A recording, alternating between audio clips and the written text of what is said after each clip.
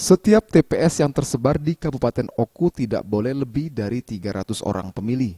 Hal ini diambil untuk memastikan kelancaran proses pemungutan suara dan mencegah kerumunan di TPS. Apalagi mengingat masih adanya pemilih yang pindah memilih di luar daftar pemilih tetap. Ketua KPU Oku Naning Wijaya mengatakan rata-rata pemilih di setiap TPS dipatok maksimal sebanyak 285 orang pemilih, sehingga memberikan kelonggaran dan ruang bagi pemilih yang mungkin pindah memilih, dan TPS tetap dapat menampung mereka meskipun tidak terdaftar dalam DPT.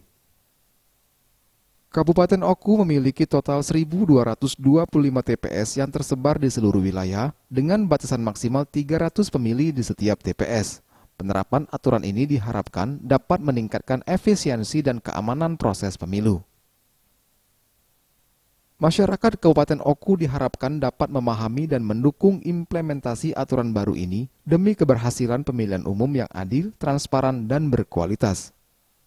KPU Oku juga akan terus melakukan sosialisasi untuk memastikan pemahaman dan partisipasi masyarakat dalam proses pemilu 2024. Tidak boleh lebih dari 300.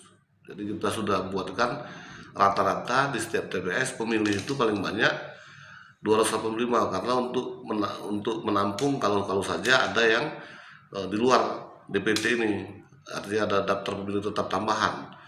Dia memilih, mungkin dia pada saat itu harus bekerja dan harus memilih di tempat lain, itu harus disiapkan di setiap TPS.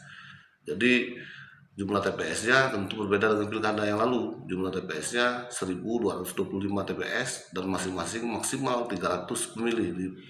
Bagus Mihargo, Sriwijaya TV.